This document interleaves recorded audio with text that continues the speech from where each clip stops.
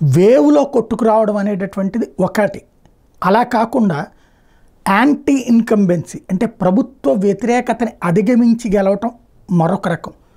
ఒకసారి ఓకే, రెండోసారి కష్టం, మూడోసారి కూడా గెలవాలంటే లక్ ఉండాలా లేదా పబ్లిక్ యొక్క సపోర్ట్ ఉండాలా అంటే పబ్లిక్ సపోర్ట్ ఉంటేనే సాధ్యమవుతుంది. అది హర్యానాలో భారతీయ జనతా పార్టీ సాధించినటువంటి ఒక ఘన విజయం.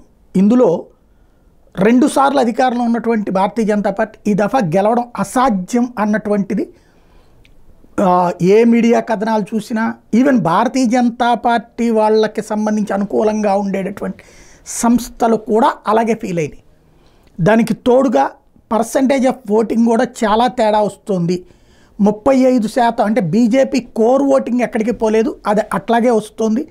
అదే సందర్భంలో యాంటీ ఇన్కంబెన్సీ ఓటు కాంగ్రెస్ వైపుకి వెళ్ళడం వల్ల గెలుపు సాధ్యం అన్నటువంటిదే అందరూ లెక్కలు కట్టింది, సర్వేలన్నీ తేల్చింది. ప్రీ పోల్, పోస్ట్ పోల్ అంటే ఎగ్జిట్ పోల్ అన్ని సర్వేలు అదే తేల్చినాయి. ఇక భారతీయ జనతా పార్టీ గెలుస్తుంది అన్నటువంటిది భారతీయ జనతా పార్టీ వాళ్ళు కూడా నమ్మలేదు. అందుకని కనీసం స్వీట్లు కూడా తెచ్చిపెట్టుకోలేదు, బాణాసంచా తెచ్చిపెట్టుకోలేదు, బ్యాండ్ మేళాలు తెచ్చిపెట్టుకోలేదు. తీరా చూస్తే భారతీయ జనతా పార్టీ హ్యాట్రిక్ విజయం అన్నటువంటిది. వాస్తవంగా ముఖ్యమంత్రి మార్పుతో ఇక భారతీయ జనతా పార్టీ పనైపోయింది అన్నటువంటి స్టేజ్ నుంచి ముఖ్యమంత్రి మార్పే కలిసి వచ్చింది అన్నటువంటిది ఇప్పుడు నిరూపణ అయ్యింది.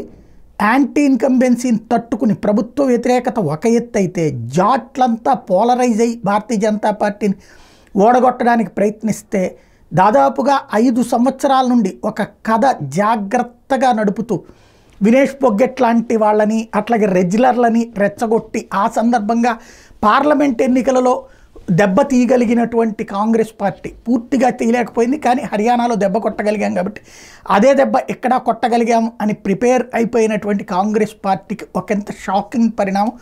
హర్యానాలో ఓటమి కాంగ్రెస్ పార్టీది, 3వసారి విజయంతో భారతీయ జనతా పార్టీ హ్యాట్రిక్ కొట్టడం అనేటటువంటిది.